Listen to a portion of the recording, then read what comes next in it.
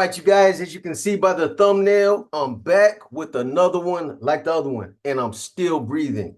So check this out, you guys. Before I get into this next story, beware. Not be aware, but beware. There's a cold flu bug that's going around right now, and it's one that does not want to let go. It's one that's going to keep you down for at least 2 or 3 weeks. I don't know if it's just a real nasty flu bug, but you get all the symptoms. I'm talking about chest, head, all that good stuff. It had me down for at least a good week. This is the sickest I've been in a long time. But I just wanted to warn you guys because on the real, it is a bad one. Anyways, I'm going to get into this next story. This one right here, this is a good story. And the thing that I will say about this story is that it has a lot of Mexican Mafia heavyweights that are involved in this story. You know, the individual that I got this story from, he's a dinosaur like myself. He's a little bit older than me, somebody that has done time back in the 80s. Obviously, I believe it was between the early 80s up until the millennium sometime, but he's somebody that has been around a lot of the Mexican Mafia members that I've talked about, a lot of them that have been in the stories, a lot of guys that have been around for years. Anyway, this story right here, for all you historical sticklers, it took place between 1985 and 1987. And my source, who I'm now going to refer to as Reaper, was getting transferred back and forth between Folsom and DVI. At this time, between 1985 and 1987, Folsom and DVI were where the shoe programs were at. I believe Tehachapi Max was another prison that was open for business at that time.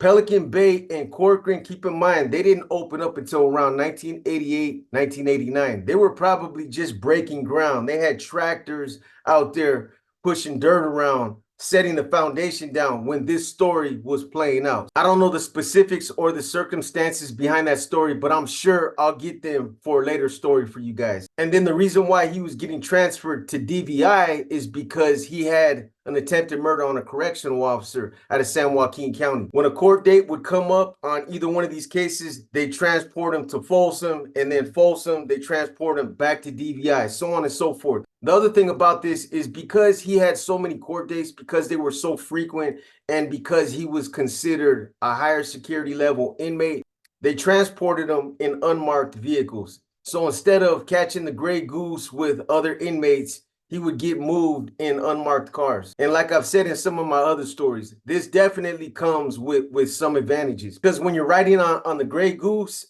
you know, the transportation officers, they don't have to throw 30 bag lunches to 30 hungry inmates. Chances are, if they're lightweight, cool at all, usually when they'll stop at either McDonald's, Burger King, Taco Bell, or some other kind of fast food joint, they'll hook you up as well if they're cool. Like I told you guys in some of my other stories, this definitely comes with its advantages. But then again, like I said, that's if you end up with somebody cool. You might end up with some big fat sloppy ass dude that goes and gets 2 or 3 big ass Whoppers, big juicy ass Whoppers, or some other kind of fat ass sandwich, and he's sitting there just grubbing in front of you, and he throws you a bag lunch. So it just depends. You're either riding in a van or some kind of unmarked vehicle. You have a lot more room. You're not around a bunch of people, so you can just zone out and pretty much just enjoy the ride. So without going into too many details of Reaper's history,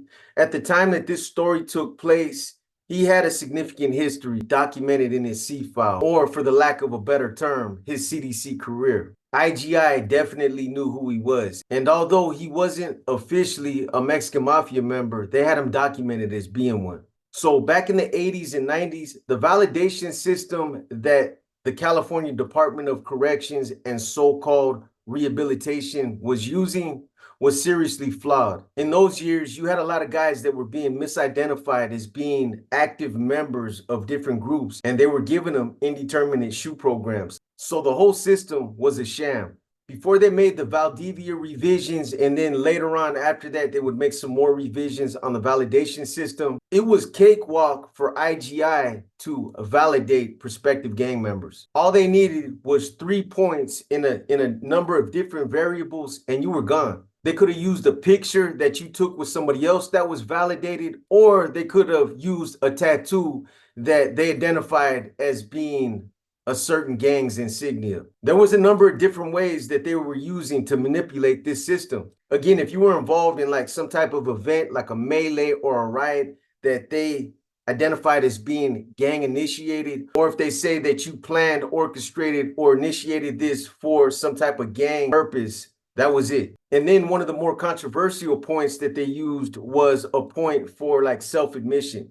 If you said something in a letter, or you said something in a recorded phone call, recorded prison phone call that they constituted as being gang related, they could use that to validate you as well. Trust me, it was easy to validate somebody back in those days. If they wanted you off the main lines bad enough, all they did is submit a validation package to Sacramento, and Sacramento would rubber stamp it. So again, although CDC had Reaper identified as being a Mexican Mafia member, he wasn't. Instead, he was what he considered to be part of the Mexican Mafia's inner circle, or somebody that was on the fast track to becoming a potential member. He put a lot of work in for the Mexican Mafia. He was always assisting that organization whenever he was in the county jail, on the streets. So they were definitely looking at him as a prospective member. In fact, there was a couple Mexican Mafia members that had been working with him over the years. They were slowly grooming him to become a Mexican Mafia member. So like I said, he was on the fast track. So according to Reaper, he was given the llaves, the keys to DVI by a high-ranking member of the Mexican Mafia named Kilroy. And although I've never done a story on Kilroy myself, that's a name that I definitely recognize as being part of their history. He was somebody that had definitely been around for a long time at that point. And at one time, he had a lot of status within that organization. But Reaper apparently knew Kilroy from the past. They knew each other, and Kilroy apparently he was comfortable with giving DVI to Reaper. So at the same time, Kilroy was the appointed commander-in-chief in Old Folsom. And at this time in the mid to late 80s, the Mexican Mafia had a strong power base in Old Folsom. If you remember the NF, Old Folsom probably wasn't one of your favorite destinations. The MA also had a stronghold in San Quentin. And despite the fact that both of these prisons were located in the heart of Northern California, the MA was still thick at both of these prisons. But on the flip side, DVI belonged to the Familia. The same way NF members dreaded going to either Old Folsom or San Quentin, Mexican Mafia members felt the same way about going to DVI. I know that NF had a lot of history in DVI, in Tracy. And I know at one time they had a power base over there as well. That was considered one of their strongholds. But even though the Mexican Mafia dominated Old Folsom and San Quentin, there were still NF members there. So because Reaper had worked hand in hand with Kilroy in the past, he knew exactly how he wanted him to organize the yard. He knew what his expectations were. So this made Kilroy's job a lot easier to have somebody like Reaper running a prison like DVI. So here's the other thing. Even though Kilroy appointed Reaper to control DVI, I would imagine it's probably the same for the Mexican Mafia as it is for the NF.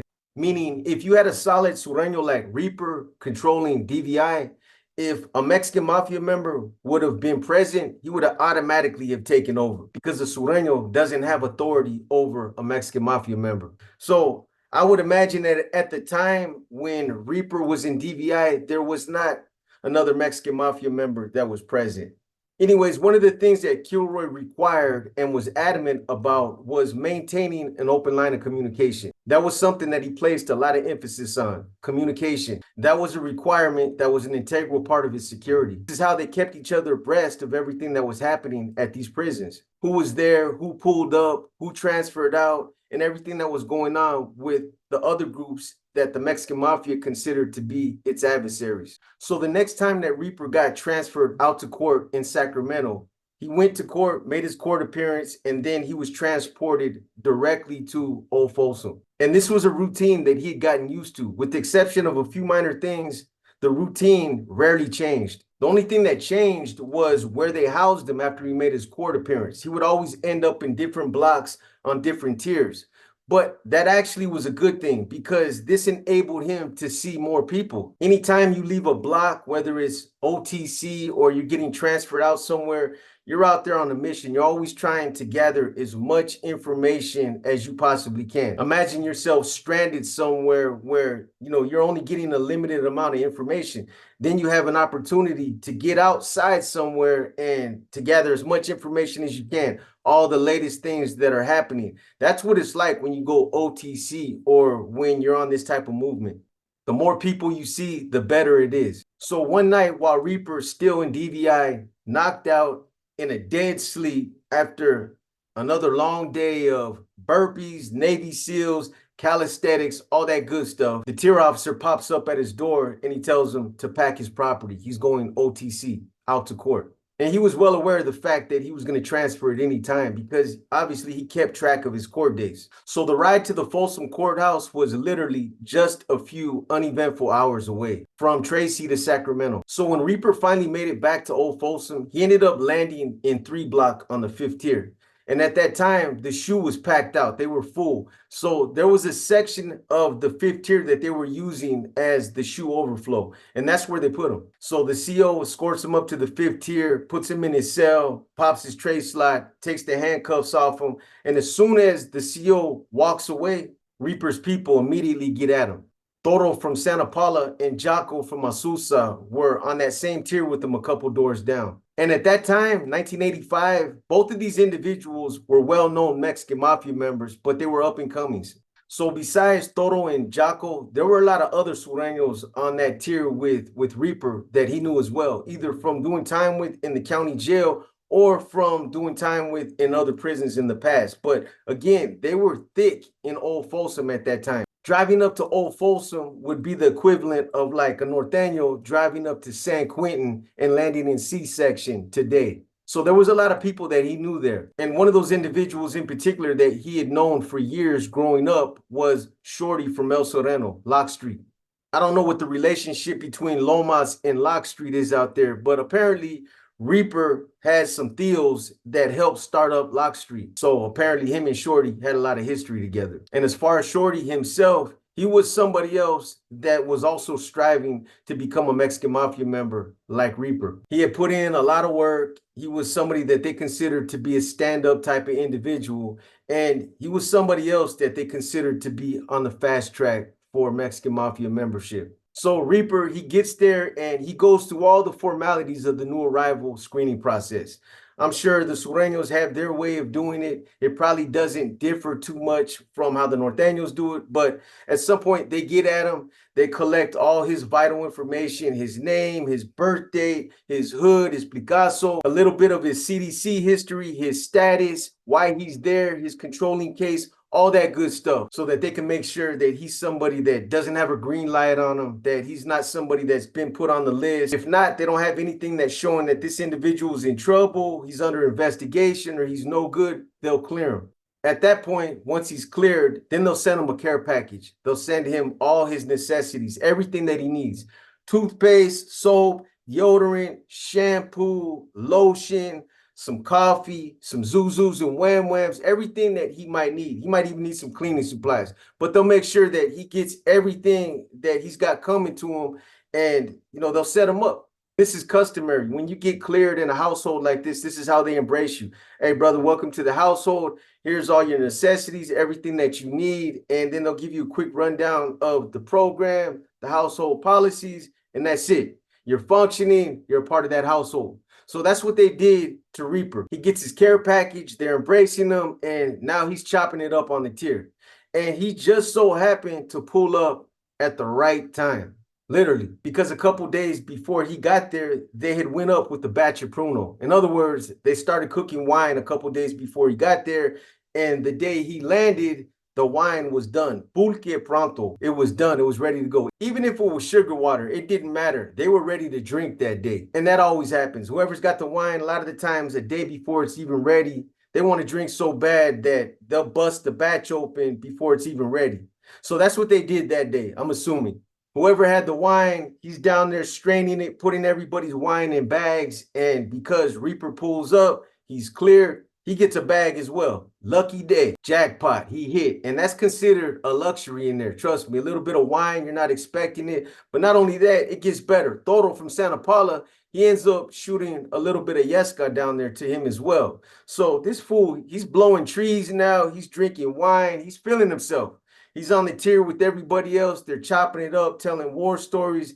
And that's what happens when you get a bunch of drunk gang members that start drinking, they get full of alcohol, and they start feeling themselves. Next thing you know, they start telling stories. They start talking about things that they normally wouldn't talk about if they weren't full of alcohol. Trust me, I've seen some of the most quiet dudes that never jump out there on the tier, get a little bit of pisto in them, and the next thing you know, they're out there like a chatterbox talking all day about what they did, how many females they knocked out there on the streets, how many necks they put their foot on out there. It all comes out. So when all this is going on, it's like around midnight when they decide to bust this batch of wine open. It's 12 o'clock. Usually policy is 10 or 11, they shut down. Everybody shuts down out of respect for the community, because there's guys that they might have visits the next day, or they got to get up and go to work, or they just might want to get a good night's sleep. Whatever it is, out of respect, everybody shuts down at a certain time, an agreed upon time. Most of the places that I've been, it's usually around 10 or 11. But that night they broke policy. They were out there on the tier until 3 o'clock in the morning talking. They were out there on the tier drinking, telling jokes, having fun, laughing, making a bunch of noise, while everybody else is trying to sleep. But nobody said nothing to them. And most of these guys that were kicking it that night, everybody that stayed up drinking, most of them were from SGV, San Gabriel Valley. So they were lightweight set tripping. So like I said, they're drinking, they're on the tier, they're feeling themselves. And Shorty from El Sereno, he jumps out there and he decides to start telling a story. And as he's getting into these stories, he brings up an incident that happened in 1979 that involved the killing of Jerry Valencia, Angel from Sangra's little brother. I mean, technically, bragging about the killing of a well-respected Mexican mafia member's brother is a no-no and is a mortal sin in itself. But these guys were full of alcohol, and their better judgment was obviously impaired. So Shorty starts reciting the story openly on the tier, but he ends up telling a convoluted version of the facts that didn't happen. And Reaper, he's in his cell, he's sitting on the corner of his bunk, and he's listening to the story. He's sitting there listening to it, shaking his head like, man, it didn't happen like that. But he lets Shorty continue on with his story. He doesn't say nothing to him until he gets to a point to where he's like, you know what, man, I gotta correct this dude because it just didn't happen like that. So that's what he does. So Reaper jumps out on the tier and he stops Shorty and he tells him, he's like, hey, Shorty. He's like, nah, brother, it didn't happen like that. It happened like this. And then he proceeds to tell the story. So Reaper starts the story out by talking about the fierce rivalry and the intense hatred that existed between Lomas and Sangra. He goes into details about this long history or this long hate relationship that Sangra and Lomas had for years and that he was personally involved in. He says it didn't matter where we were at. If we were out there at some kind of function and we spotted those cats, we would take off and go after them. And it was the same way with them. If we got caught slipping out there and they seen us, they would come after us. He said it was on, no questions asked whenever we seen each other out there. So then Reaper gets to the story that involved the killing of Jerry Valencia. And again, you guys got to keep in mind that this is the little brother of a well-respected Mexican mafia member. Angel from Sangra is a Mexican mafia member at that time. So Reaper, he gets into the details of the story and, he puts it out there that he was with 3 of his homeboys. They were riding 4 deep and he was actually driving the car when this happened. At that point, he said his 3 homeboys got out of the car and they walked up on Jerry with the shotgun. I'm assuming Jerry was probably feeling his liquor, or if he seen them walking up with the shotgun, he didn't take off. He stood there. But they walk up on him with the shotgun and they end up blowing his brains out. They shoot him. They run back to the car and they smash off. And that's basically the extent of the story that Reaper puts out there on the tier. At that, it's late. After he gets through telling the story, it's late. It's pushing 3 o'clock. The alcohol's starting to wear off. These guys are starting to get tired. And they realize, damn, we've been on the tier talking for a long time. Everybody's probably mad at us. Boom, hour or two later, the guy goes off. They start calling roll call. Reaper, buenos dias. Shorty, buenos dias. Toro, Chaco, buenos dias. So they're up, it's time to program. They come through, they serve breakfast, and then over the PA system, they start calling off a bunch of names to guys that are moving to one block. All the names of these guys that they're calling, they're all in the 5th tier. They're trying to clear out overflow. So Jaco and Toro are among those that are called, and they're moving to 1 block. They also call Reaper, but they end up moving him to 4 block. So I guess at that time, the shoe in 4 block was where they kept all the high profile gang members or individuals that they felt might have some type of status, the leadership. In fact, this is where Reaper claims to have met Joe Morgan, was while he was in 4 block in Old Folsom. So for the couple days that he spent there in 4 block, he did time with Joe Morgan. It was probably like 2 or 3 days later after he lands in 4 block that they pop up again at his door in the middle of the night and they tell him, pack it up. He's getting transferred back to DVI. And let me just say this, keep in mind that even though Reaper is getting transferred back and forth between Folsom and DVI, he's still running DVI. So they transport Reaper back to Tracy. When he gets there, they end up housing him in K-Wing. So as soon as he's on the tier, he gets situated, somebody gets at him, and they let him know that Inano from Florencia and Smiley from CV3 are both there from San Quentin shoot. And when Reaper hears this, he knows who both these individuals are. They're not Mexican Mafia members. They're also considered to be 2 more up-and-coming Mexican Mafia members, 2 more guys that are striving to become MA members. But when Reaper found out that Inano and Smiley were there, he was honored to have them there. He felt like both of these brothers were an asset to the household. He knew that they would help him and assist him with whatever he needed while they were there. They were just passing through. But again, he considered it to be an honor to have them there. So he ends up embracing both of them. He reaches out to both of them, and he probably expedited their screening process so that they get a care package and all the things that they needed faster than they normally would. That's how you do it. So once Reaper gets them set up and he makes sure that they have everything that they need out of respect, not out of obligation, but out of respect, he gets at them and he lets them know about everything that's happening, all the current things that are taking place right there in Tracy. That's kind of what you do out of respect. Reaper wants to make sure that they know everything that's going on there and that they're brought up to speed. In fact, for the next week after they get cleared for the yard, they're out there on the yard and they spend a significant amount of time bringing each other up on everything that's happening. Inano and Smiley, they let Reaper know everything that was taking place in San Quentin, their investigations, who got hit over there, all that good stuff. So after they're there for about a week, everything's running smooth. At some point, everything changes. A bus ends up pulling up and Chuco from V&E is on that bus. And he ends up getting housed right there in K-Wing. However, they end up putting him on the other side of the block. And at that time, there was so many Sureños and ABs that were there in K-Wing that they had to split up their yard. They had to make 2 yards. So because Chuco was housed on the other side of the unit, he was assigned to the other yard. He wasn't on the same yard with Reaper, Inano, and Smiley. But again, like a lot of these other guys that are mentioned in this story, in 1985, at around that time, Chuco was obviously a lot younger. And at that time, he was also an up-and-coming Mexican Mafia member. I don't think I'm speaking out of turn because, again, as far as I know, a Sureño can't have authority over an actual Mexican Mafia member. It doesn't matter what position he's given. He can be given the keys to a yard, but as soon as a Mexican Mafia member lands on that yard, he automatically takes responsibility for that yard. So a couple days after Chuco gets there, after they set him up and make sure he gets everything he's got coming to him, Reaper notices an excessive amount of fishing on the tier. And normally this wouldn't raise red flags.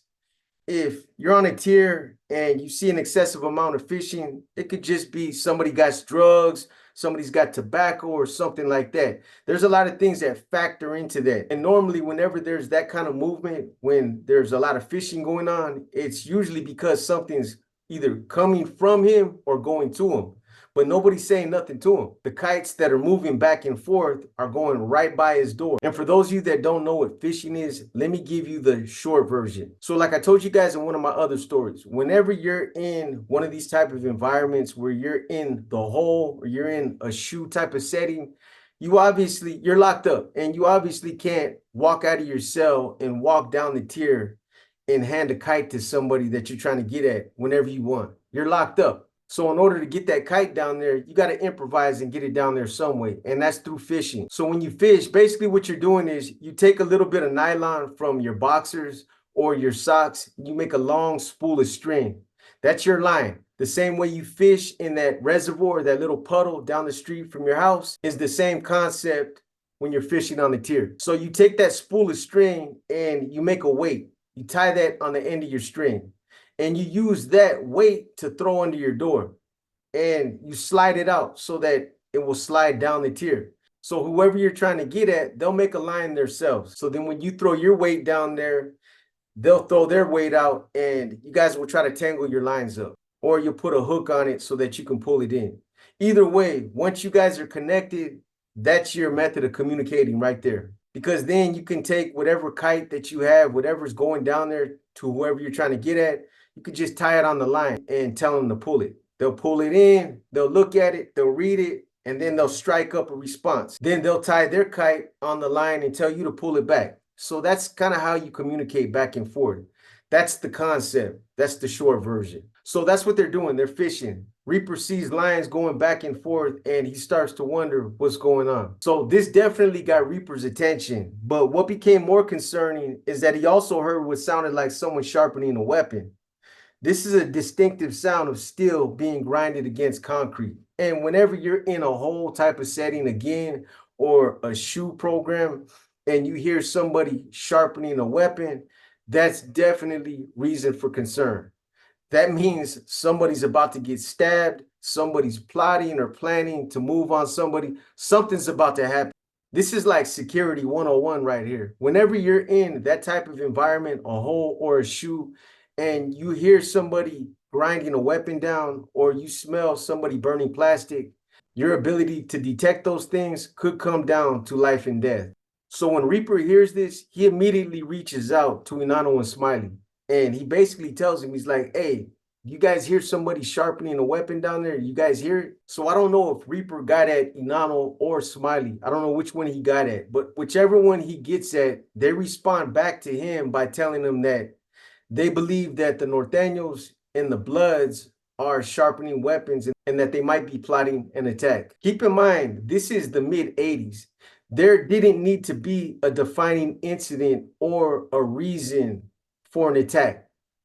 Attacks were imminent back in those days. They could come at any given time, whether they were provoked or unprovoked. The opposition just might feel like, you know what, it's that time to kick it off again. It's go time. Everybody around here is getting too comfortable, so it's time to kick up some dust. Whether it was the Norteños or the Sureños, back in those days, there didn't need to be an incident to kick something off. The war was already on. Sometimes it just came down to a matter of opportunity or the element of surprise. Either way, as a result, Reaper gets at his people, all the Sureños in the block, and he basically tells them to be on their toes, that they need to keep their ears to the ground, that something might be going on, and that he got word that the Norteños and the Bloods might be making pieces to mount an attack. They were basically trying to rock him to sleep and keep him pacified. On the other hand, Reaper, he didn't feel like there was any reason for him to be worried about anything happening to him. As far as he was concerned, he was solid. But not only that, he was the one that was in charge of DVI at that time. So he wasn't worried about nothing happening to him. But he knew that something was going on, and he wanted to get to the bottom of it. So a couple days later, they end up going to the yard. They're out there, they see Chuco. Chuco's on the other yard. They send their saludos to him, and they run this yard like every other yard that they ran in the past. They do their rutina, they do their clash, and then they have their free time where they kick it. Handball, basketball, all that good stuff. But at some point when they're out there, Reaper walks up to Inanno and Smiley on the yard, and he asks them what's going on. He tells them that he's picking up on some bad vibes, but he doesn't know what it is, and he's trying to figure it out. And again, up until that point, both Inanno and Smiley had been on the up and up, and they had always assisted Reaper. But there was something about their demeanor that changed, and that's what was concerning them. So when Reaper probed a little bit further, this is when Inanno and Smiley told Reaper that they were going to move on Pato from White Fence, and that this was coming from Chuco from VNE. They basically said that Chuco had got word from the elders in Folsom and that they wanted Pato removed immediately. But when Reaper hears this, it doesn't make sense to him. He just left Old Folsom, and while he was there, nobody said nothing to him about Pato. So this wasn't adding up, and this is when his spidey senses started tingling. This is when he said to himself, man, something's fishy about this. There's something about this that's just not right. He didn't know if it was coming from Chuco's end. He didn't know if Inano or Smiley were up to something, but it didn't add up. But anyways, as they're having this conversation, Inano, he turns and he walks away. And Smiley turns and walks away in the other direction. In mid-conversation, uncharacteristically, both of them just turn and spin off. Reaper's standing there for a minute. He doesn't know what to think. He's looking at these fools like, what are these fools doing? But then almost simultaneously, they both turn back around and they rush Reaper. So now they're going at it. Beep, bop, beep, beep, beep, beep, bop, boop, beep, bop, bop, boop. I heard some of you don't like my special effects. I'm gonna give you another round. Beep, bop, beep, beep, bop, beep, bop, open shoe. Beep, beep, bop, beep, bop. Karate kick. Flying helicopter kick. Donkey punch. Gorilla punch. For a brief second, Reaper, he blanked out. He couldn't believe that these two individuals were actually rushing him. It was almost like everything slowed down and he had a quick second to just take it all in, but it just wasn't registering. Everything just kind of slowed down. And then it all sped back up, and then he was getting more. So now he's fighting back. And, in his mind, though, he's still thinking, he's like, man, I'm the llavero. I got the keys, and these fools are rushing me. It didn't make sense to him. As far as he was concerned, he was a solid sureño. But everything happened fast, within a matter of minutes. And during those few minutes, he weighed out every possible angle, every imaginable reason why this was happening and who might have been behind it.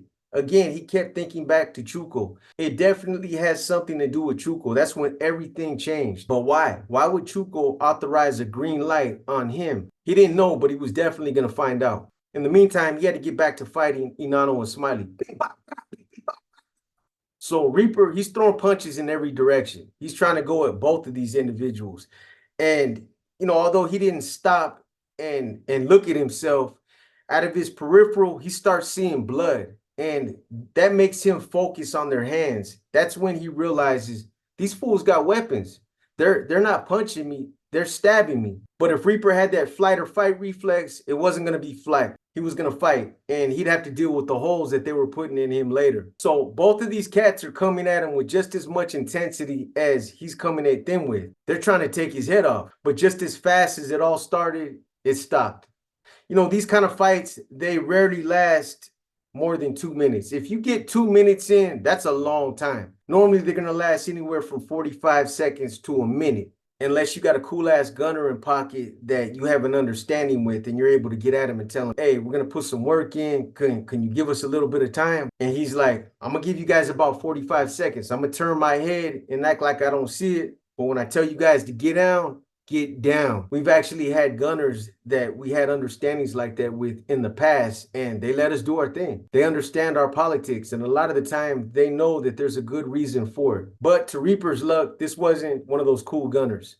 Within the first minute, he started firing off live rounds from his Mini 14.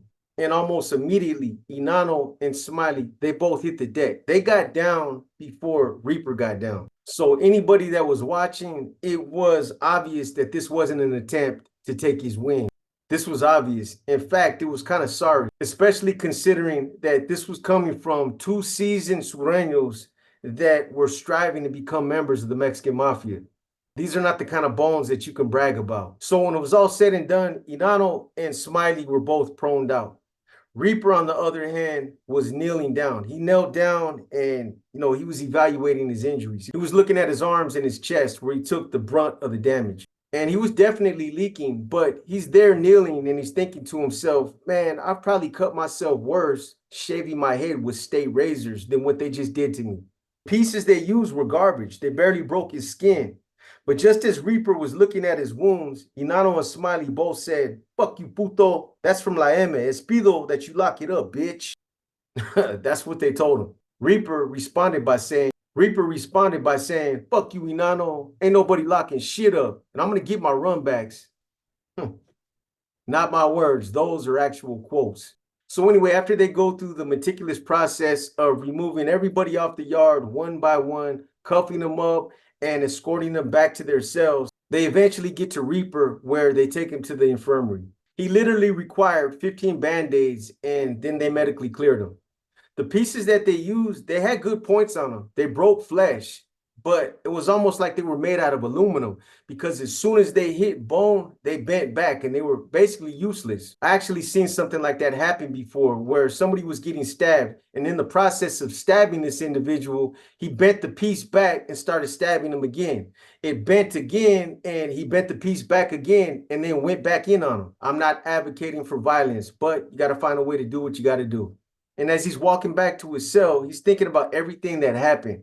He remembers seeing the excessive amount of fishing, everything that happened since Chuko's been there, how Inano and Smiley, how their demeanor kind of switched up after Chuko gets there. So it's all making sense to him now. He's seen all the telltale signs before it happened, but again, he couldn't put his finger on it because he just didn't know at that time. But in retrospect, now it's all making sense to him. So as Reaper's thinking about all these things, he knew that there was no personal issue between him and Chuko.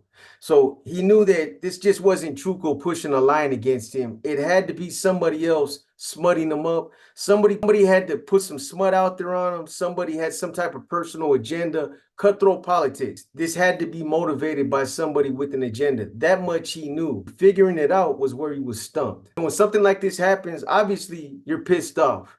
And, that's what happened with Reaper. At first, he didn't know whether to turn his aggressions towards Inano and Smiley, to turn his aggressions towards Chuko, or whether to direct it at the whole collective. He had to think about it and weigh it all out in his mind. It wasn't until he calmed down that he realized that, you know what, I'm not going to let this destroy my career. I'm not going to let this become bigger than what it is. I've invested too much of my life into this organization. I've invested too much time and too much of my life into being a sureño. And him being of leadership caliber, he understood the dynamics of false propaganda, how easy it is to smut somebody up or push a personal agenda against somebody, especially coming from somebody that had status. He had always been loyal to the Mexican mafia to a fault, and he wasn't going to allow that to change. He decided that he was going to go out fighting, that he had done nothing wrong, and that if he had to lay his life down trying to prove it, then that's what he was going to do. So that night, Reaper cut out a section of his sink and made a nasty piece. They were on a 10-day lockdown, so he had a sufficient amount of time to not only cut the piece out, but to also put a nasty point on it. Pieces that are cut from slabs of lockers, bunks, sinks, or walls are some of the worst pieces I've ever seen. They're bone crushers. I've seen pieces that were made in prison that look like butcher knives that you keep in the kitchen. Weapons that you look at and you're like, damn, man, whoever gets hit with this is game over. And that kind of sums up the piece that Reaper made. When he was done putting the point and handle on it, he sat there for a couple of minutes and he just stared at it. He was impressed with his own work himself. And he sat there staring at this piece and he realized that, you know what, I'm going all in. Because at that time, Reaper wasn't a lifer. He wasn't doing life. But he understood a weapon like this had the potential to take someone's life. And he had to make sure that he really understood this. But all it took was one thought to, the event that happened a few days prior with Inano and Smiley. And that took him right back to where he was. He was like, there's no question about it. So at around 4 o'clock in the morning, he jumps up, rolls his mattress up, does his little morning routine. He can't sleep. All night, he's been thinking about what's going to happen tomorrow. The following day, they got yard. They're scheduled for yard. He can't sleep. He's been tossing and turning all night. And he's not scared, but there's a level of anxiety that goes with something like this. You're getting ready to go out there to a yard where there's a gunner above you and you're getting ready to stab your own people. And admirable about that, especially coming from somebody that's still firm in their beliefs. He's still a functioning sureño. So I'm sure he held animosity for Inano and Smiley because they hit him, they moved on him. But even then, when you step back and you look at everything and you evaluate it, especially when you're doing it when you're not bad, you come to realize that, you know what, these brothers are just doing what they were told to do. This is not coming from them. This is coming from somewhere else. But still, you don't feel good about going out to the yard and engaging with your own people. You don't feel good about stabbing somebody that you're willing to stand next to and fight the opposition with. That's a sad day. But in this situation, he knew he had to do what he had to do. So it only seemed like it had been 2 or 3 days, but that 10 days had already lapsed and it was time to go out to the yard. They were scheduled to go to the yard that morning. So he's there, he's up, he's standing by his door, posted by his window, watching everything that's happening in the building, all movement. You have to. He's watching everything. Body language, eye contact, lack of eye contact, who's going where, who's coming out, he's watching all these things. So there was a Sureño named Shorty from Pico Viejo that was escorted out to the yard first. He's the first one to hit the yard. Inano, Smiley, and 7 other Sureños were escorted out next. Something had just kicked off on the prior yard between Smiley, Reaper, and Inano. And all 3 of these individuals are getting ready to go back out to the yard. So they knew something was going to kick off. So the yard officers, they eventually show up at Reaper's door. They pop up at his door and they tell him, hey, you going to yard? And Reaper's right there, front and center. Yes, sir, I'm ready. So he grabs his towel, and inside that towel, he has an extra t-shirt, an extra pair of boxers, and socks that are wrapped around his piece. So he grabs that roll and he bends down and they cuff him up to take him out to the yard.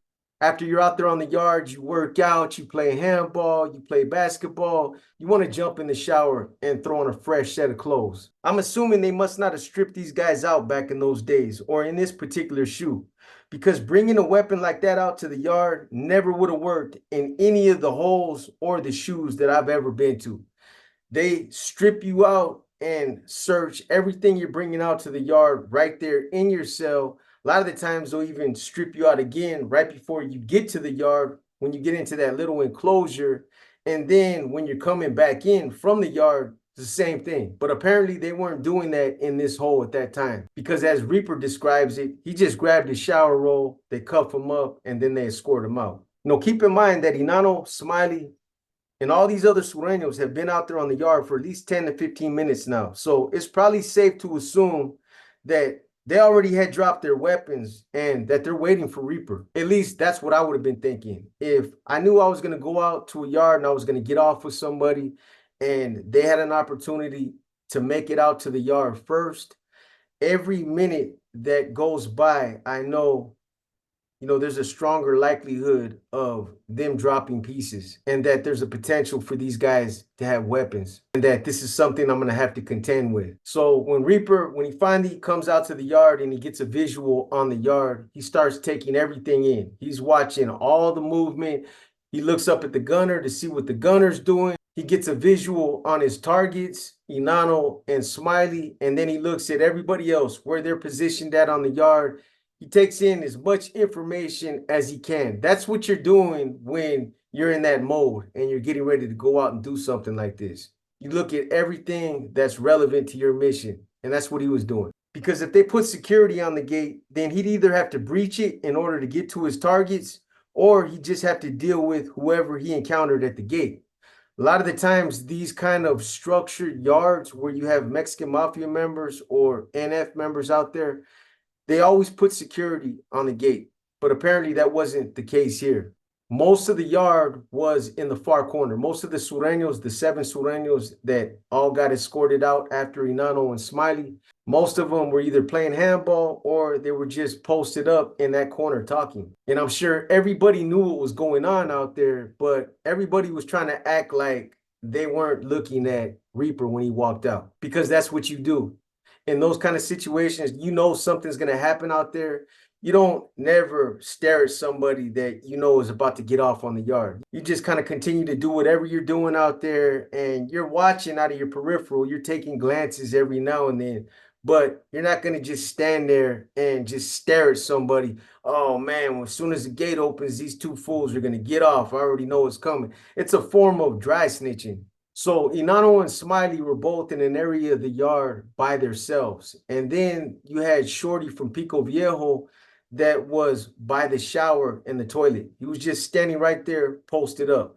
And when Reaper came out and he got a visual on Shorty, he took one look at him and he could tell that this fool was definitely trying to drop a piece. His facial expressions weren't just indicative of this.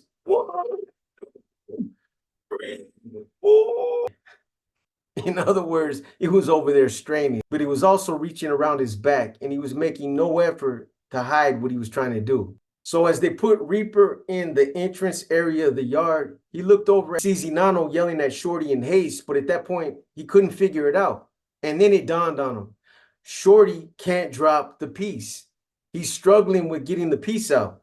I have heard about it happening with other people. And without getting too graphic, Shorty either didn't use enough Vaseline, he didn't lube it up enough, or he was too nervous and he wasn't able to relax that spinster.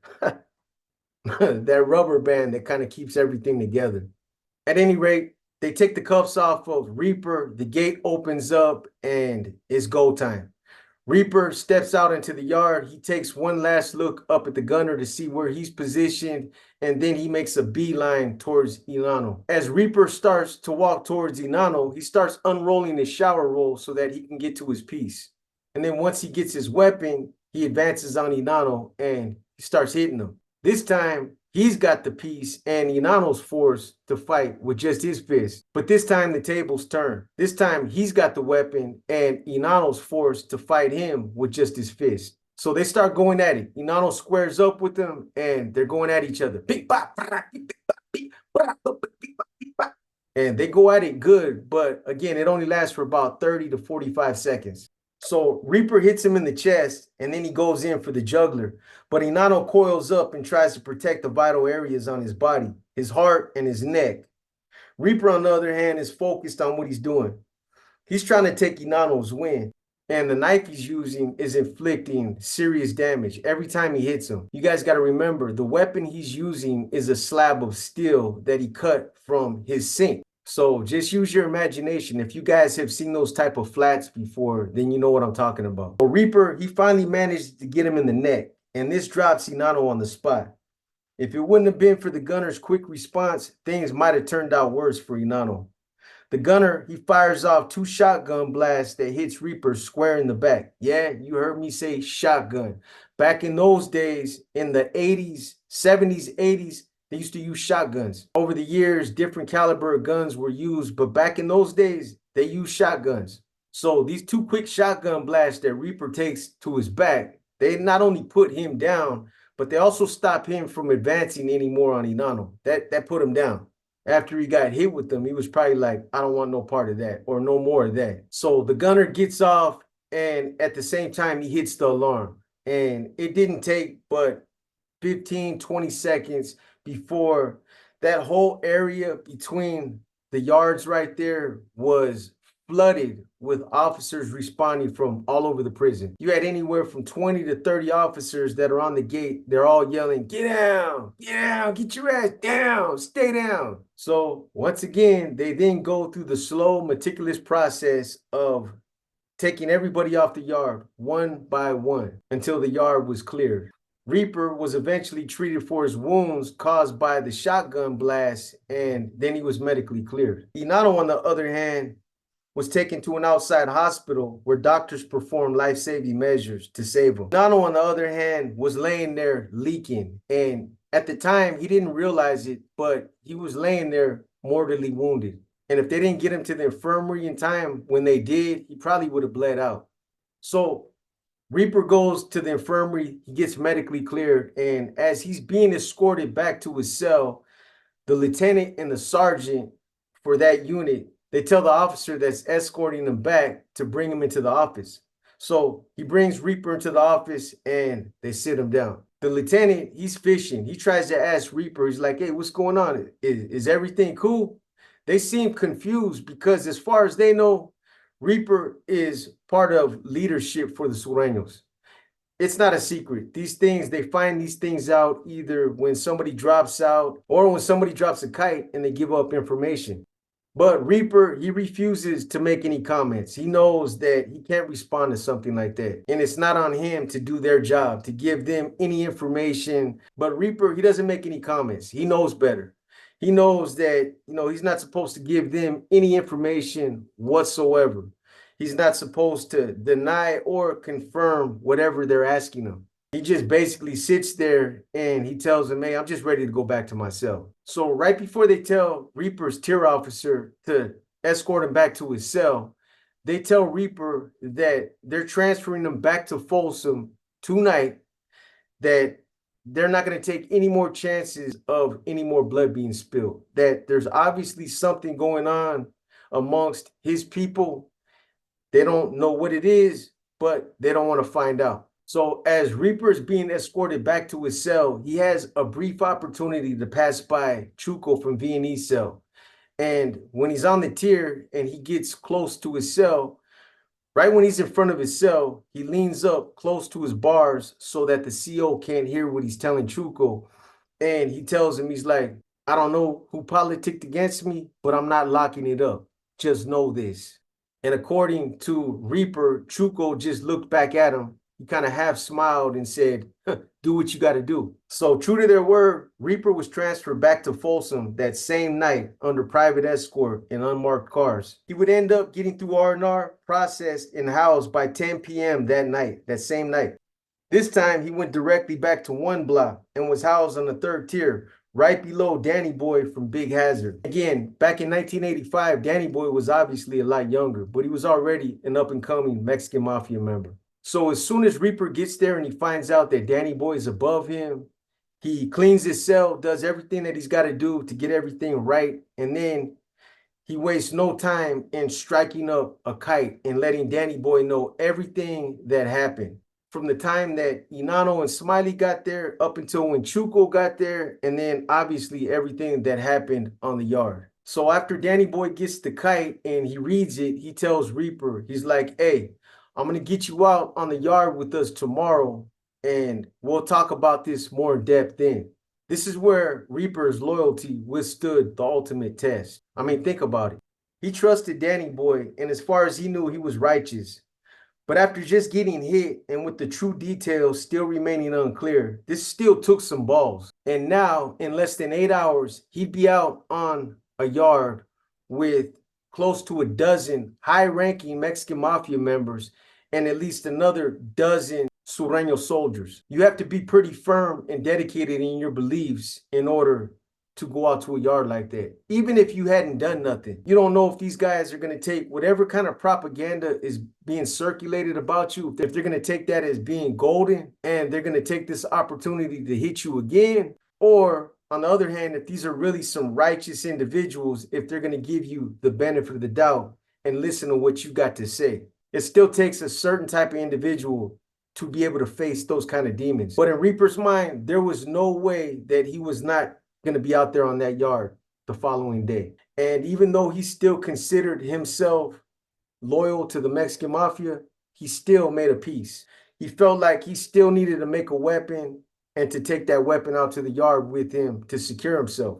He was committed to his resolve, but he wanted to live to see another day. So the following morning, the COs popped up at his door for yard release. And in this situation, he basically went through the same motions that he did in DVI. He posted up by his door and he's watching everything. Who's going out to the yard, who's moving where, body language, eye contact. He's taking everything in. This is just part of your own personal security. If he would have did anything different, he would have been crazy. If he wouldn't have been posted up on his door watching, he would have been in the back of his cell reading a magazine or not paying attention to what was going on out there. He would have been crazy, or somebody that really wasn't security conscious. Or he would have been somebody that didn't understand the dynamics of prison politics or the importance of being security conscious. So the following morning, the COs, they pop up at his door for yard release. And this hole in Folsom was obviously different from DVI. They searched you before you went out to the yard and they searched you when you came in. And for that reason, Reaper made a piece that night that he could hoop. Something small that he could keister and something that he could drop fast with no issues. So they cuffed him up and they started escorting him out to the yard. In fact, he had already started pushing the piece out as he was walking down the tier towards the yard.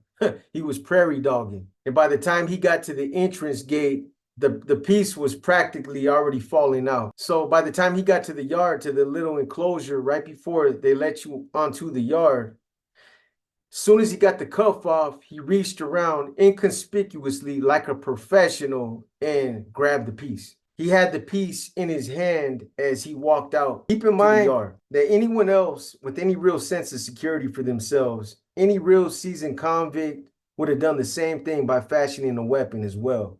Didn't matter what the circumstances were, you had to for your own personal safety.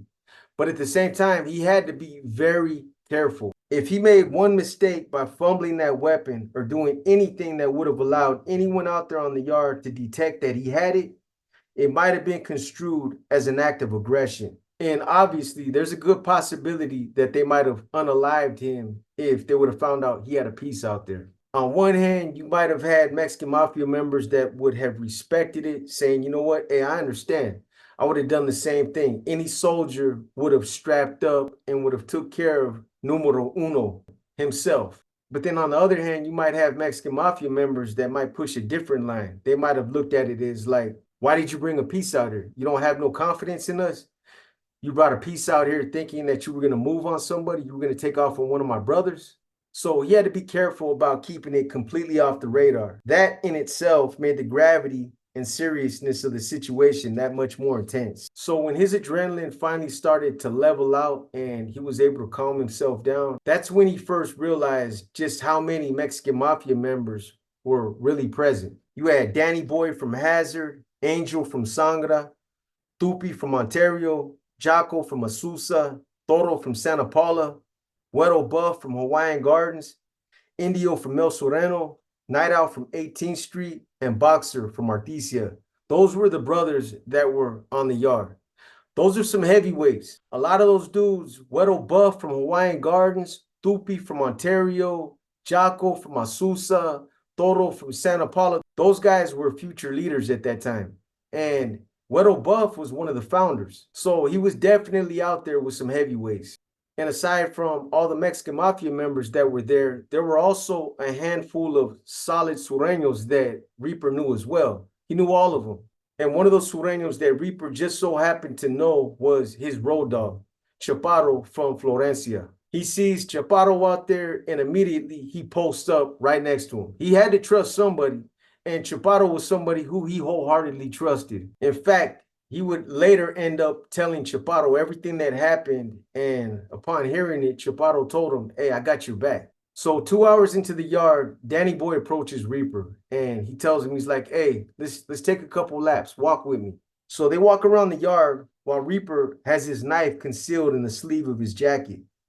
Danny Boy, he tells him, he's like, so I've spoken with my brothers about your incident, and I want you to rest assured that we're looking into this matter. Then Danny Boy goes on to tell him, you coming out here to this yard speaks volumes about your character. Continue to represent yourself as a stand-up Sureño, and you're going to be okay. We're going to get to the bottom of it. At that, Danny Boy offered him his hand, and they shook hands. And again, although he trusted Danny Boy and he trusted a lot of the other high-ranking Mexican Mafia members that were out there, he still felt the need to strap up and bring that weapon out to the yard for the next few yards. I don't know exactly how many, but at least for the next week, he continued to bring that weapon out until he got to the point where he felt like, you know what? If an attack's going to come, it's going to come. There's nothing I can do about it. So every time they went out to the yard, the Mexican Mafia would have a huddle in the corner. That was something that they used to do. It was a routine. And after about a week after Reaper gets there, one morning during the Mexican Mafia's morning huddle, they called him over there, which was a big thing because they never called outsiders to be a part of that huddle. No outsiders were allowed to enter into that circle. So Reaper, he goes over there to the huddle, and Güero Buff's doing all the talking. So Güero Buff tells Reaper that they needed him to do them a paro, a favor, that there was somebody out there on the yard that needed to be hit, and they wanted him to do it. Without hesitation, Reaper said, point me in the direction. I'm here to assist you brothers however you need me. Güero Buff then says, okay, cool. Shorty's going to give you a weapon, and he's going to point out your target. Thupi then chimed in by looking at Reaper and telling him, unalive him. So it was obvious that the Mexican mafia wanted this target unalived. That's what type of target this was. So Smiley from Santa Paula was just a sureño, but he was somebody they considered to be one of their top soldiers, a stand-up type of individual. So immediately after the meeting, Smiley hands Reaper a 3-inch buck knife from the streets. Reaper said that he remembers when Smiley handed that weapon to him, he remembers just looking at it and saying, oh shit. I mean, he obviously wasn't expecting to see a weapon like that floating around in an oil like this. And he always knew that the Mexican mafia had a lot of reach and he knew they had a lot of power. But actually seeing it like this was unsettling. It made him realize just how much power and how much reach they had. So from that point on, Reaper only had a matter of minutes in order to plot and strategize how he was going to stab this target. In his mind, the best way to execute it was to take all his aggressions and just channel it on this individual that he was going to hit. Come to find out, this dude ended up being a chomo. And he must have been a crazy chomo. Somebody who obviously thought that they could slip through the cracks undetected on a yard like this with this many heavyweights out there, this many reputable, high-ranking Mexican mafia members. That's definitely a ballsy move and a death wish. So Reaper, he ends up mauling this target to the point to where this guy was literally knocking on death's door. He goes in on this dude and he stabs the shit out of him. Remember, he's got a 3-inch buck knife. This is a real piece.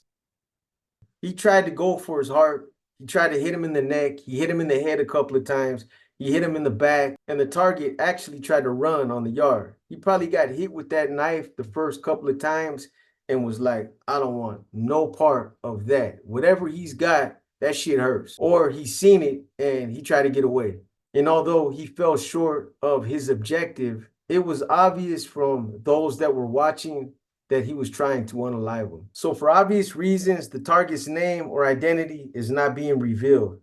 But he was taken off the yard on a gurney and medevac to an outside hospital. And he barely survived, but he ended up being paralyzed from the neck down. And again, I'm not advocating for violence, but when you go to prison for harming children or for the type of things that this individual had been convicted for, that's what happens in prison. So following this incident, 10 days later, they go back out to the yard and Reaper's out there.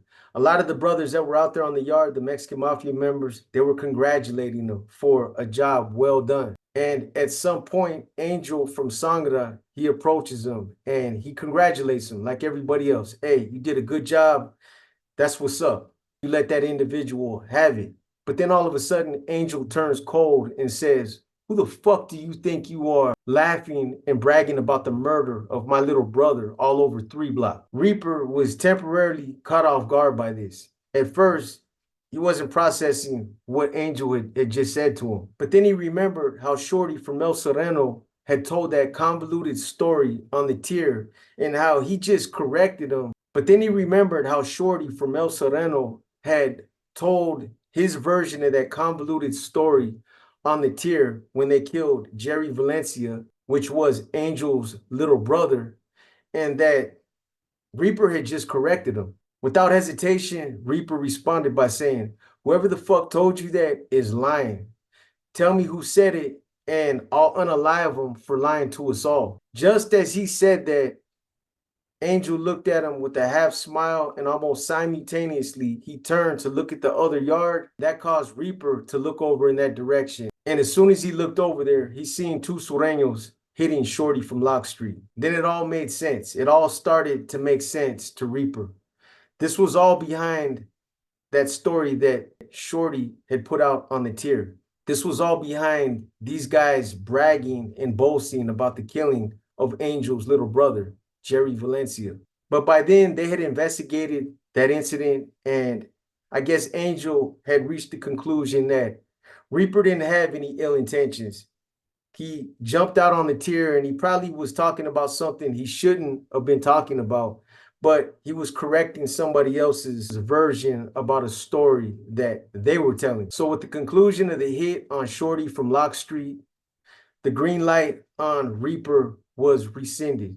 His status was cleared and he was embraced again as being a solid Sureño. It all got cleared up right there. From that minute on, he was cleared. Then later on, following this incident, at some point, Reaper would get transferred to Tehachapi Max, which was another prison that had a SHU.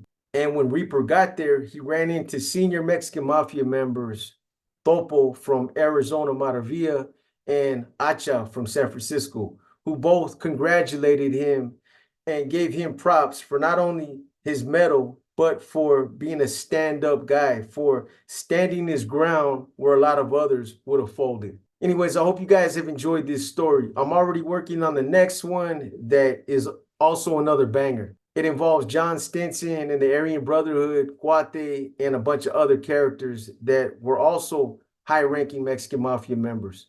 I'll get it out as soon as I'm done. As always, thank you guys for your support. Thank you to all of our new subs and all of you who continue to push this channel forward. With that being said, drop a comment and tell me what you think about this story. If you like it, hit the thumbs up. If you don't like it, hit the thumbs down. And for those of you who support the Q&As, if you have questions, drop them in the comments so that I can include them in our next Q&A. I want to try to get a Q&A out at least once a week now. So if you guys got questions, put them in the comments. With that being said, you guys enjoy the rest of your day. This your boy B, and I'm out.